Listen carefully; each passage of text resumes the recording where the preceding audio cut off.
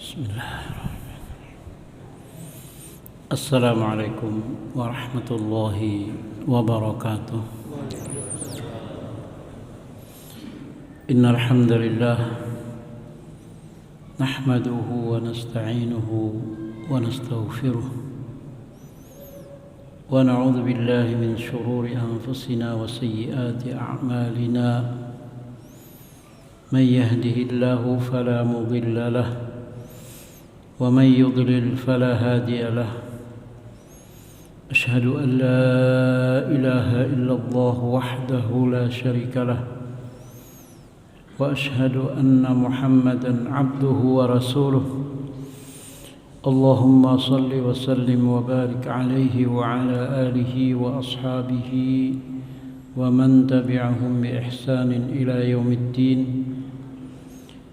سبحانك لا علم لنا إلا ما علمتنا إنك أنت العليم الحكيم ولا حول ولا قوة إلا بالله العلي العظيم.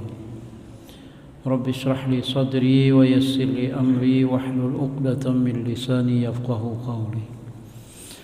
Bapak ibu-ibu jamaah salat maghrib Masjid Nuriyah rahimani wa rahimakumullah. Alhamdulillah, kita bersyukur kepada Allah Subhanahu wa ta'ala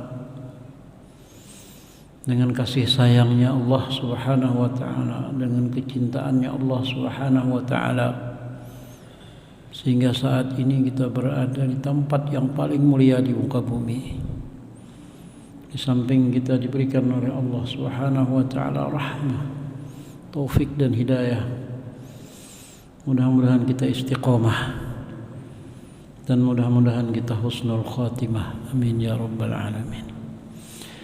Bapak ibu rahimani wa rahimakumullah, sebelum kita mulai kajian kita yang berkaitan dengan surah Kahfi, ulun terkesan dengan satu kejadian, sebuah cerita kejadian terjadi di daerah Turki katanya. Judul ceritanya itu sebagai muqaddimah, Habbatu Inab, sebiji anggur. Jadi begini ceritanya, ada seseorang yang ingin memakan anggur. Kemudian dia cari itu anggur, dia dapat, dia beli. Setelah dia beli, dia titipkan kepada orang lain untuk mengantarkan ke rumah. Sementara dia nggak bisa pulang. Mungkin kalau sekarang nih pakai apa tuh, ojek online gitu. Habis itu sampailah anggur itu ke rumah dan dia tidak pulang ke rumah. Lalu diterimalah oleh keluarganya dan dimakan oleh keluarganya itu anggur habis. Sebiji pun tidak tertinggal.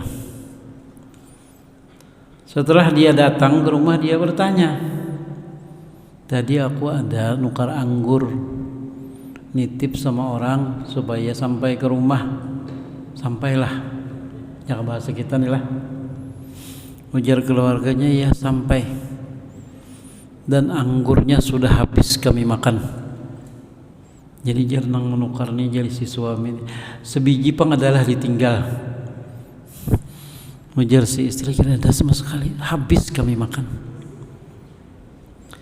Tapi seorang suami yang bijak tidak marah dia. Malah dia mengambil ibrah dari kejadian itu.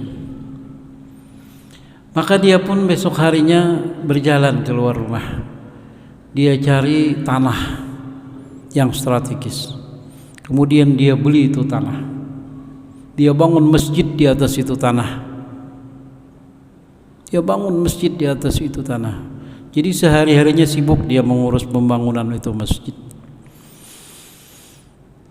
Istrinya ini bertanya, kok tiba-tiba beli tanah bangun masjid? Kada pernah ngomong, ya bahasa kita adalah kada pernah bepender bekesah ini. Katanya begini, saya terinspirasi dari kejadian anggur kemarin. Kalau saya masih hidup saja, Kalian tuh lupa dengan saya sehingga sebiji anggur pun tidak kalian tinggali untuk saya. Bagaimana nanti kalau saya mati? Lebih baik saya duluan bikin amal jariah. Lebih baik saya duluan bikin amal jariah. Saya bikin masjid. Dan sampai sekarang katanya masjidnya itu sudah berumur 400 tahun dan masih tegak. Jadi kan itu dia sikapi, kalau kita bisa mangit-sangit lah. Aja kerja sebiji ninggali aku tarimpuannya. Tapi ini laki bijak ini. Dari kejadian itu dia mengambil hal yang positifnya. Sebiji anggur aja kemarin kalau ditinggali aku mati, bisa kada ingat lagi loh aku. Ini baik aku baulah masjid menjadi amal jariah. Subhanallah. Mudah-mudahan kisah ini menggugah kita untuk selalu beramal jariah. Mumpung jangan mengharapkan orang yang setelah kita, lebih baik kita. Belum tentu lagi dia mendoakan sama kita, ya kan? Itu kisah bagus itu, bagus juga ini kisah ini. Selagi ada kesempatan, buatlah amal jariah. Ini masjid kita belum selesai 100% ini kayaknya lah. Masih ada yang perlu. Walaupun di pojok manakah di Andak, karena niat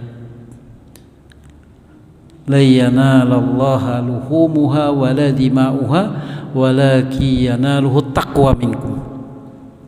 Jadi yang Allah terima itu bukan materinya, bukan bandanya, bukan fisiknya, tapi ketakwaan kita kepada Allah. Itulah yang menjadi nilai di saat kita berinfak.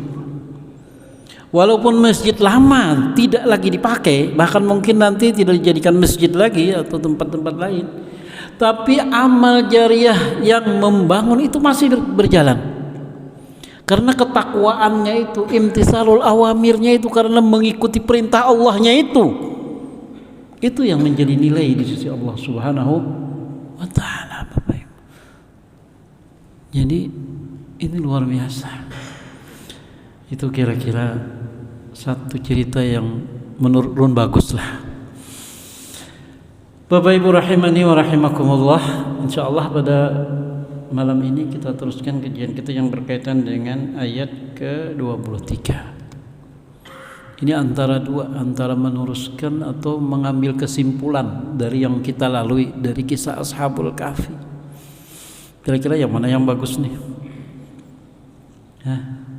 Kita mengambil kesimpulan dari Alhamdulillah sampai ke ayat ke-22 atau kita teruskan dulu? Kayak Bapak? Terserah aja kah? Allah. Kita teruskan dulu. Nanti kita simpulkan mungkin. Insyaallah cerita Ashabul Kahfi ini sudah hampir selesai. 95% sudah selesai. Allah Subhanahu wa ta'ala di ayat ke-23 ini berfirman, a'udzubillahi minasyaitonir rajim. Wa la taqulanna li syai'in inni fa'ilun dzalika ghada. Jangan kamu katakan untuk sesuatu apapun, saya besok akan melakukannya, illa ayyasha Allah, kecuali memang itu sesuai dengan kehendak Allah. Jadi insyaallah ini teguran dari Allah Subhanahu wa taala kepada Rasulullah sallallahu alaihi wasallam dan sekaligus menjadi pedoman dalam kehidupan kita sehari-hari untuk menjaga perkataan kita, ucapan kita, janji kita. Ini luar biasa. Ini kalau kita lihat ayat ini, karena Rasul sallallahu alaihi wasallam menurut sejarah turunnya surah Al-Kahfi ini kan, orang Quraisy itu sudah habis jalan dah hendak membuat Rasulullah ini semakin susah tuh habis jalan. Pertama ditawari dulu kan, ditawari hendak menjadi raja kah, hendak berbini perempuan yang tercantik kah, kan itu. Kalau karena perempuan kami carikan, hendak jadi penguasa kah? Nabi semuanya menolak. Kemudian mereka berusaha lagi memanggil Nabi kita. Nabi kita tuh dikiau, dipanggil. Kalau bahasa Sungai itu dikiau, dipanggil. Nabi datang. Lalu mereka berdialog dengan Rasul Shallallahu Alaihi Wasallam. Orang-orang Quraisy saat itu kata mereka, kami mau beriman denganmu wahai Muhammad. Tapi ada beberapa syarat yang kami ajukan. Beberapa syarat yang kami ajukan. Kata Nabi, katakan apa itu syaratnya? Yang pertama kata mereka, kamu wahai Muhammad tahu bahwa kota Mekah ini sempit, dikelilingi oleh gunung-gunung. Yang pertama kami minta kepadamu supaya kamu minta kepada Tuhanmu, ini gunung-gunung yang ada di sekeliling Mekah ini supaya diundur berjauhan. Masuk akal kada? Gunung-gunung yang ada di sekitar kota Mekah ini, karena kota Mekah itu seperti rinjing, baik. Rinjing itu apa? Wajan lah. Nah. Kami minta gunung-gunung yang mengelilingi kota Mekah ini supaya tusayyiru, Allah itu menjauhkan. Jadi supaya luas kota Mekah. Itu satu yang kami minta. Yang kedua kata mereka, kamu tahu kan, kita ini di kota Mekah ini air itu susah. Yang ada tuh cuma air zam-zam. Mintalah kepada Tuhanmu supaya di kota Mekah ini dibikinkan sungai-sungai. Aneh-aneh aja lah. Tiga, kalau kamu benar seorang nabi, mintalah kepada Tuhanmu bahwa Tuhanmu membuatkanmu istana-istana.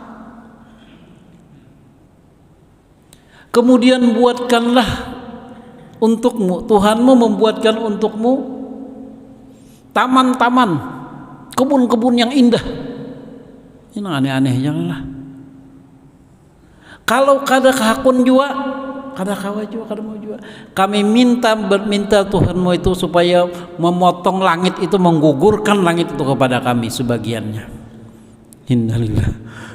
Ini kerasnya orang Quraisy itu. Nabi tadi dipanggil, dikira tadi mau beriman, tapi persyaratannya itu kada masuk akal. Ujar Nabi, itu bukan urusanku, itu urusan Allah Subhanahu wa Ta'ala. Aku hanya menyampaikan. Setelah itu apa lagi? Mereka mengutus 2 orang ke Madinah.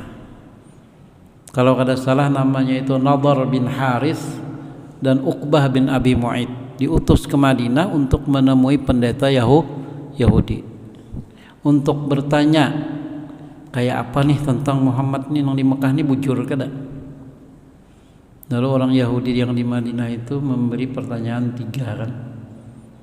Nah, tentang pemuda-pemuda yang dulu ceritanya luar biasa, itu Ashabul Kahfi.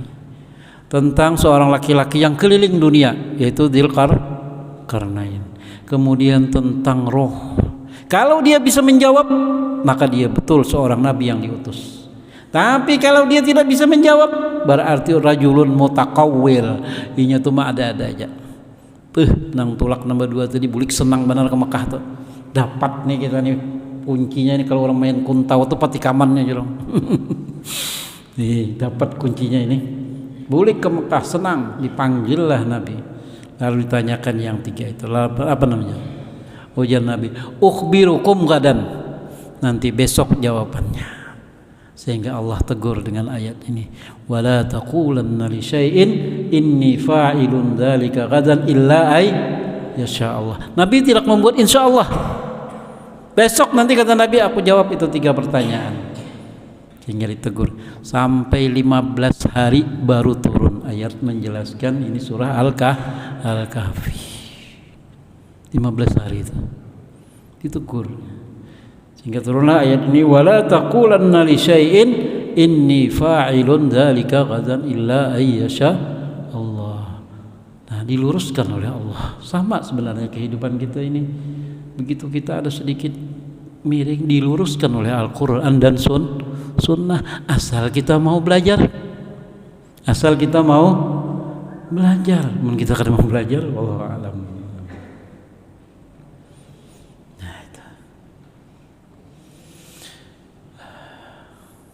Jadi harus diucapkan insya Allah. Sehingga kata ulama, hari ini kita mengucapkan, besok aku ke Jakarta, umpama kata buat insya Allah.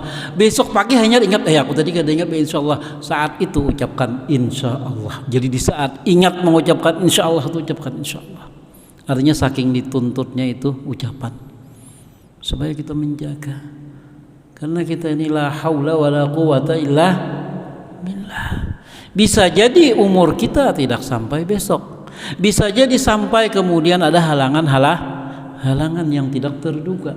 Bisa itu terjadi. Makanya di ujungnya insya Allah. Cuman itu tadi Bang, sering insya Allah orang Indonesia itu kadang-kadang jadi perlu dipertanyakan. Insya Allah, tapi insya Allah kada datang. Jangan.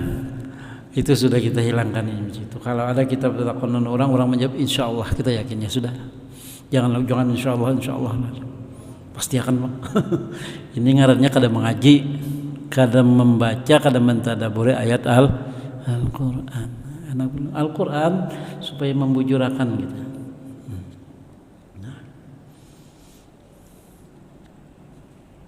Jadi apa yang kita niatkan, apa yang kita azamkan untuk masa yang akan datang itu, maka kita buatlah dengan kalimat insya Allah. Wadhkur rabbaka idza nasita. Ini kata ulama. Di sini seorang ulama mengatakan, wadhkur rabbaka idza nasita, kata beliau, afdalu ilajin lin nisyan wa huwa iktsar min dzikrillah. Obat yang paling hebat kalau kita sering lupa itu adalah zikrullah. Obat yang paling hebat itu kalau kita sering lupa itu zikrullah. Nah, kita kadang-kadang kalau garing panas saja sudah hendak mencari obat ya Allah. Tapi kadang-kadang kita lupa zikir. Kita lupa. Jadi obat yang paling hebat kalau kita sering lupa itu zikrullah. Di antaranya apa? La ilaha illallah wahdahu la syarikalah, lahul mulku wa lahul hamdu, yuhyi wa yumit wa huwa ala kulli syai'in qadir. Ini 100 kali ini disunnahkan itu ya, 100 kali sehari. 100 kali sehari. Sehingga seorang ulama mengatakan begini, insa kulla syai'in. Kamu boleh lupa semuanya, walakin la tansa zikrallah. Kamu tidak boleh lupa untuk berzikir kepada Allah Subhanahu wa ta'ala. Sebenarnya aktivitas kita sehari-hari itu memerlukan zikir. Begitu kita memakai baju, ada bacaannya kan? Zikir. Begitu kita memakai sandal, ada zikir. Semuanya ada zikir. Allah. Luar biasa itu. Walakin la tansa zikrallah. Mungkin kita lupa dengan dunia, lupa dengan cita-cita, lupa dengan keinginan-keinginan, tapi satu kata beliau, jangan lupa zikrullah. Allah, luar biasa itu. Sehingga dikatakan Syekh mengatakan begini, zikrullahi yu'ayyinu ala sabatil ilmi wa tadhakkurihi. Zikrullah itu akan membantu, yu'inu akan membantu, memudahkan seseorang mendapatkan ilmu itu dengan zikrullah. Karena lupa itu adalah gangguan syaitan. Lupa itu gangguan syaitan. Itulah. Jadi obat sering lupa itu adalah zikrullah. Illa ayyasha Allah wadhkur rabbaka idza nasita. Ini kalimat wadhkur itu kalau dalam bahasa Arab perintah. Perintah itu asalnya lil wujub, wajib. Makanya kita begitu lupa dengan Allah diingatkan dengan sholat, lupa diingatkan dengan sholat, kan gitu lah. Zuhur, habis itu asar sholat lagi, supaya zikrullah ini tidak putus-putus, supaya zikrullah yang tidak putus-putus. Bahkan mau tidur ada zikirnya, kalau lah ada doanya kan. Subhanallah. Bangun tidur ada doanya lagi, jadi tidak pernah putus itu. Subhanallah. Allah menginginkan kebaikan dalam kehidupan kita di dunia dan di akhirat.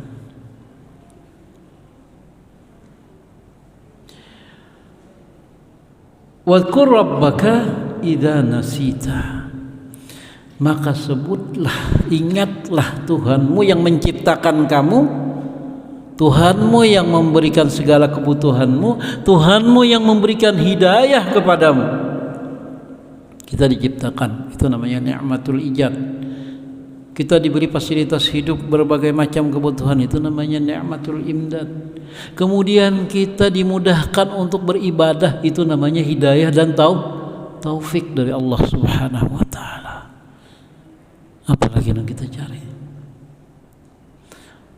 Masjid ini, kalau semua orang datang ke masjid bisa hibak nih. Tapi hanya sebagian orang yang dapat taufik dan hidayah dari Allah Subhanahu wa taala. Maka jangan menjadi sombong, tapi bersyukur kepada Allah. Alhamdulillah. Tenang kita begitu kita masuk masjid. Tenang. Wadhkur rabbaka idza nasita wa qul. Disuruh selalu ucapan dengan ucapan insyaallah. Disuruh selalu berzikir kepada Allah. Apalagi yang disuruh? Wa qul asa ayyahdiyani rabbi li aqraba min hadza rasyada. Maka jangan lupa meminta, berdoa kepada Allah untuk selalu mendapatkan petunjuk dari Allah Subhanahu wa taala. Wah, ini luar biasa, ini lengkap, ini ayat nih lengkap. Minta hidayah, minta kemudahan, minta pertolongan dari Allah Subhanahu wa taala. Kita ini minta pertolongan tiap hari itu. Ihdinas siratal mustaqim. Iyyaka na'budu wa iyyaka nasta'in. Ya Allah, ulun kedakawa, kami kedakawa menyembahmu kalau tidak pertolongan. Jadi kebanggaan kita umpamanya sering semasjid apa itu hilang. Karena itu semata-mata pertolongan Allah. Minta hidayah, minta pertolongan kepada Allah Subhanahu wa taala. Jadi jangan lupa itu.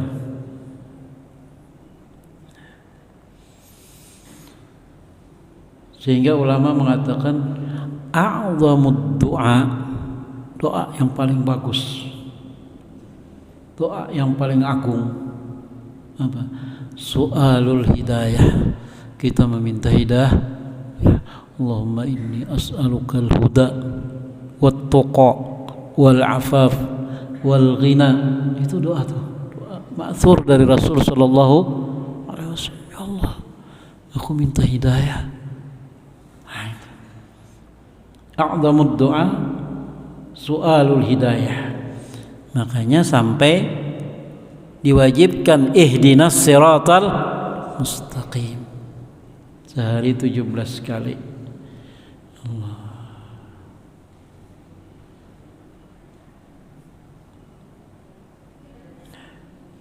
Ketika kita minta mendapat diberikan oleh Allah hidayah, petunjuk. Apa itu hidayah dan petunjuk? Diberi jalan kemudahan untuk mendekatkan diri kepada Allah. Nyaman baik. Hendak ke masjid nyaman, sampai di masjidnya nyaman, tenang. Ada orang yang ngalih hendak ke masjid, biar parak rumah. Maaf. Tapi ngalihnya hendak ke masjid, belum dapat hidayah. Ada orang yang masya Allah jauhnya rumah masjid, tapi ke masjidnya pendahuluan pada kaum. Masya Allah. Ya Allah. Karena ini di sini hidayah yang diberikan oleh Allah kepadanya.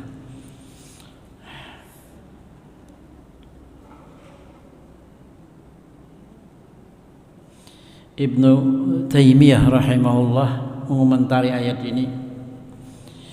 Wadhkur rabbaka idza nasita. Itu dikomentari oleh Ibnu Taimiyah rahimahullah. Sebagian orang kalau mendengar kata Ibnu Taimiyah tuh model kayak apakah ya Allah, ulama itu banyak kebaikannya daripada kesalahannya. Namun kita sebaliknya, banyak lalainya daripada ingatnya. Siapapun dia, kata beliau apa? Innahu liyakfi khatiri fi mas'alah fa astaghfirullah alfa marrah hatta yaftahillah ala dzikrillah miftah kulli asir,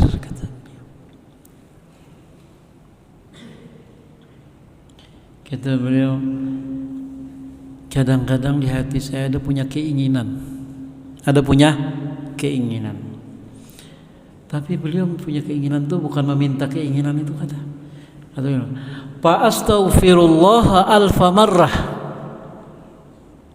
maka aku beristighfar, kata beliau, kepada Allah 1000 kali. 1000 kali beristighfar. Hatta yaftahillah, sehingga Allah bukakan miftah kulli asir, semua yang sulit Allah mudahkan. Istighfar ini kan luar biasa. Kadang meminta, tapi beliau beristighfar. Itu salah satu cara meminta secara tidaklah langsung. Di dalam surah Nuh ya, faqul istaghfiru rabbakum innahu kana ghaffara, ya kan? Yursilis samaa 'alaikum midrara wa yumdidkum bi amwalin wa banina wa yaj'al lakum anhar. Yalah, Masya Allah, itu dapat anak, tumbuh-tumbuhan subur, turunnya hujan yang membawa rahmat. Bahkan di ayat lain menjelaskan tentang istighfar itu memperkuat jiwa. Ibnu Taimiyah mengatakan fa astaghfirullah alfa marrah, aku, kata beliau, beristighfar kepada Allah 1000 kali. Kalau ada sesuatu yang aku inginkan di hatiku, aku langsung beristighfar.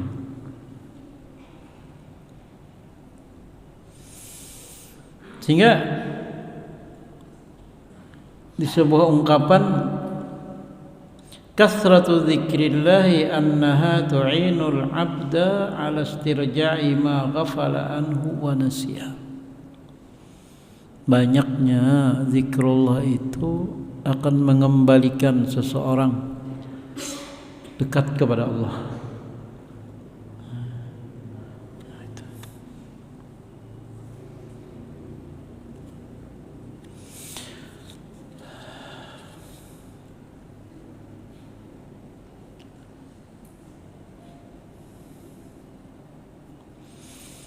Jadi kalau sering lupa, sering berzikir. Kenapa dalilnya? Ada kan, wa ma ansanihu illa asyaitan. Ada kan dalam surah nanti kita ini di dalam surah Al-Kahfi ini, cerita sahabat Nabi Musa kan, nanti kisah Nabi Musa nanti insyaallah, mudah-mudahan kita sampai. Nah, walabithu fi kahbihim thalatha mi'atin sinina wasdadu tis'ah. Allah jelaskan, walabithu fi kahfihim thalatha mi'atin sinina wasdadu tis'ah, maka tinggallah mereka, fityah itu beberapa orang pemuda itu, di dalam guhanya selama 300 tahun ditambah 9, 309 tahun. Jadi begini ayat ini, mereka akan lari atau melarikan diri dari penguasa yang zalim, yang akan memaksa rakyatnya menyembah selain Allah. Kemudian mereka masuk ke dalam gua dan mereka ditidurkan selama 309 tahun. Apa yang kita bisa ambil dari begitu mereka bangun, ternyata di luar sudah berubah, ya kan? Sudah berubah. Penguasanya sudah seorang yang menyembah kepada Allah. Sudah 180 derajat. Berbeda. Muslim, muwahhid. Ya, sudah menyembah kepada Allah. Nah, di sini kata ulama, kadang-kadang perubahan itu dari kezaliman, dari kekafiran memerlukan waktu. Memerlukan waktu. Jadi tidak bisa seperti membalik telapak tangan. Memerlukan waktu. Rasulullah berjuang kurang lebih 23 tahun dengan segala kesulitan dan ancaman. Ini perubahan ratusan tahun. Tapi kita tidak boleh berpangku tangan. Kita pasti berjuang. Hasilnya itu kita serahkan kepada Allah. Kita jangan kecewa seperti di awal ayat surah Al-Kahfi yang menceritakan bagaimana Rasulullah SAW itu melihat kaumnya yang begitu keras. Kan di awal surah Al-Kahfi kemarin dijelaskan enggak?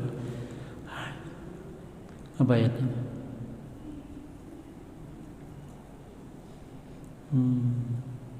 Kaburat kalimatan takhruju min afwahihim yaqulun fala'allaka bakhi'un nafsaka ala atharihim illam yu'minu bihadzal hadisi asafa.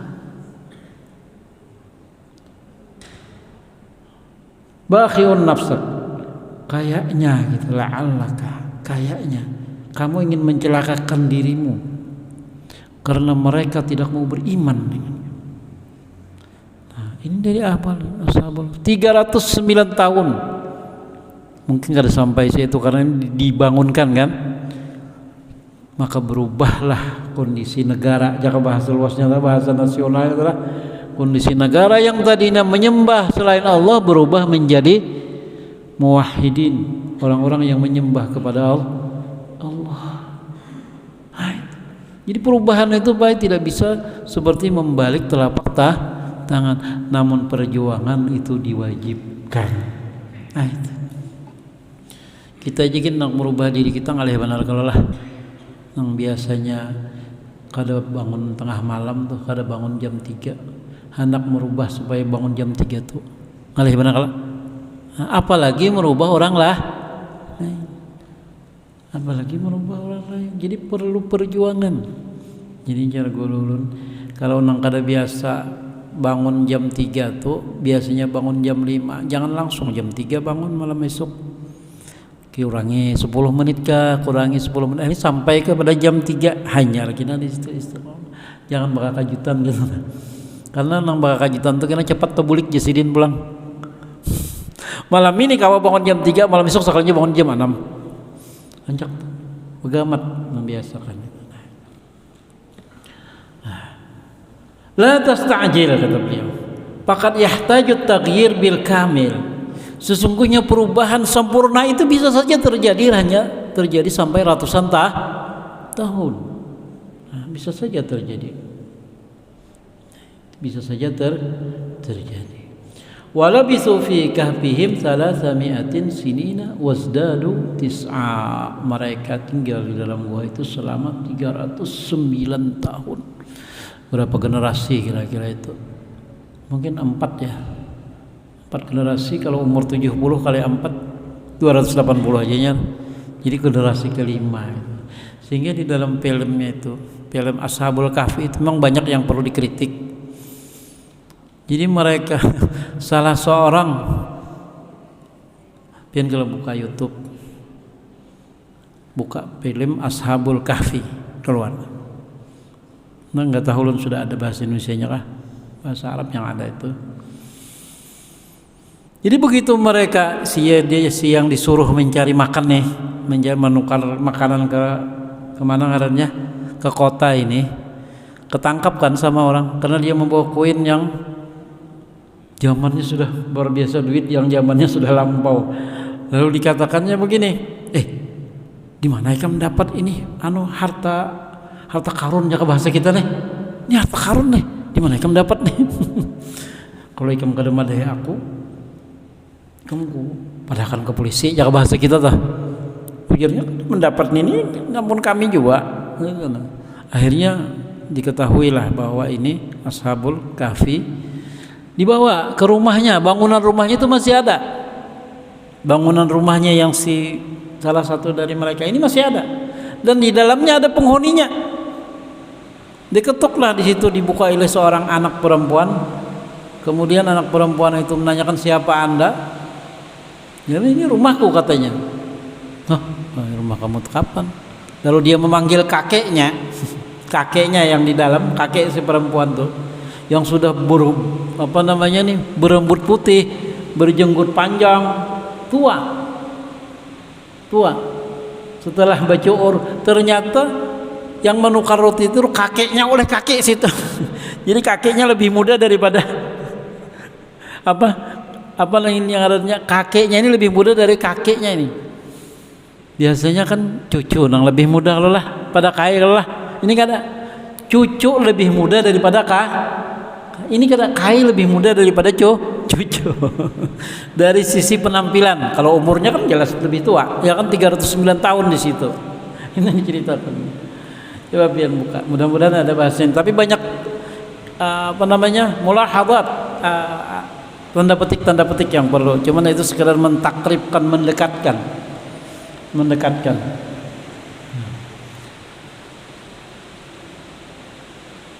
Qulillahu a'lamu bima labithu. Katakan, mereka tinggal 309 tahun. Katakan, Allahu a'lamu bima labithu. Lahu ghaibus samawati wal ardh. Allah lebih tahu. Walaupun Allah ceritakan di sini bahwa mereka 309 tahun tinggal. Lahu ghaibus samawati wal ardh. Allah mengetahui apa yang gaib di langit sana dan yang di bumi. Absir bihi wa asmi'. Allah maha melihat dan maha mendengar. Ma lahum min dunihi min waliyyin wa la yusyriku fi hukmihi ahada. Tidak ada untuk mereka selain Allah itu sebagai pelindung. Allah lah hanya sebagai pelindung. Wala yusyriku fi hukmihi. Tidak ada yang bisa menyamai Allah. Tidak ada. Semua itu karena kekuasaan Allah Subhanahu wa taala. Bayangkan ya, 309 tahun itu. Absartahum wa hum haribun wa hum naimun wa hum yataqallabun wa hum yastayqidun. Allah mengetahui mereka tidur, mereka lari dari penguasa, mereka berada di dalam gua itu dibulak-balik. Kemudian Allah juga yang membuat mereka terjaga. Kenapa itu semua dijaga oleh Allah? Karena mereka beriman dengan keyakinan mereka. Jadi kalau sudah yakin tuh luar biasa. Semuanya dipermudah oleh Allah Subhanahu wa taala. Yang sakit itu, yang alang-alang itu yang tanggung. Nah, mudah-mudahan yang tanggung itu akan berubah menjadi hakul yakin. Apalagi sampai menjadi ainul yakin.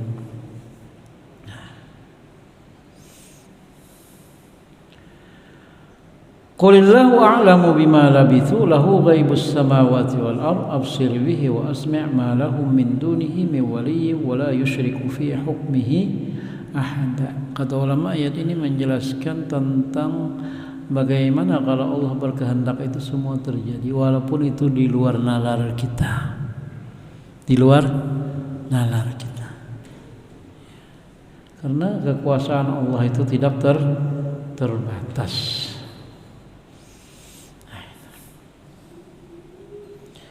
Apalagi perintah. Nah, setelah itu baru perintah lagi. Watslu ma uhiya ilaika min kitabi rabbik. Nabi itu disuruh membacakan. At-tilawah, watlu itu kan tilawah. Tilawah dengan qiraah itu berbeda Bapak Ibu. Dalam bahasa Arab di sini Nabi diperintahkan oleh Allah tilawah, membacakan. Kalau tilawah itu membaca Al-Quran sesuai dengan tajwidnya. Kalau membaca itu baca biasa. Jadi disuruh Nabi itu membacakan Al-Quran itu mujawwad. Arti mujawwad itu bertajwid. Kita bang sama disuruh juga. Watslu, makanya kadang ada biasanya rajin musabaqah qiraatul Quran adalah kira-kira musabaqah tilawatul Quran, tilawah, karena membaca Al-Qurannya dengan tajwid. Nah ini kita juga diperintahkan dengan ayat ini untuk membaca Al-Quran itu mujawwad dengan tajwidnya. Berusahalah belajar makharijul huruf. Tadi imam kita membacakan ayat nyaman benar dibaca ya Allah, didengarnya nyaman benar karena mujawwad, karena bertajwid. Watslu, baca dengan tajwid, baca dengan tartil, baca dengan baik.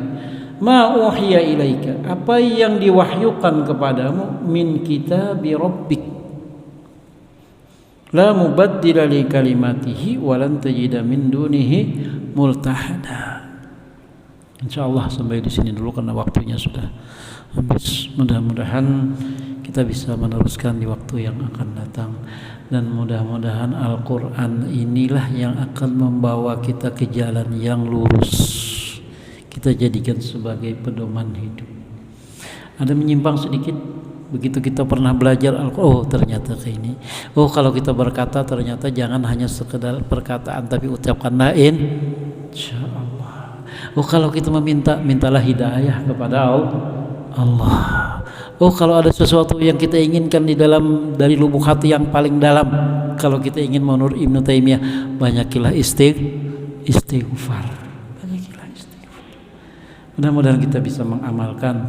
Ulun mohon maaf atas segala kekurangan dan kehilapan, atau ada kata-kata ulun yang kurang sopan atau yang kada nyaman pian dengar. Tidak ada lain maksud ulun adalah mudah-mudahan kita sama-sama diberikan hidayah dan istiqomah di jalan Allah Subhanahu wa taala, dan menjadikan Al-Qur'an ini memang sebagai hudan, sebagai petunjuk dalam kehidupan kita, sambil kita mempelajarinya pelan-pelan dan kita amalkan. Subhanakallahumma wa bihamdika asyhadu an la ilaha illa anta astaghfiruka wa atubu ilaik. Assalamualaikum warahmatullahi wabarakatuh.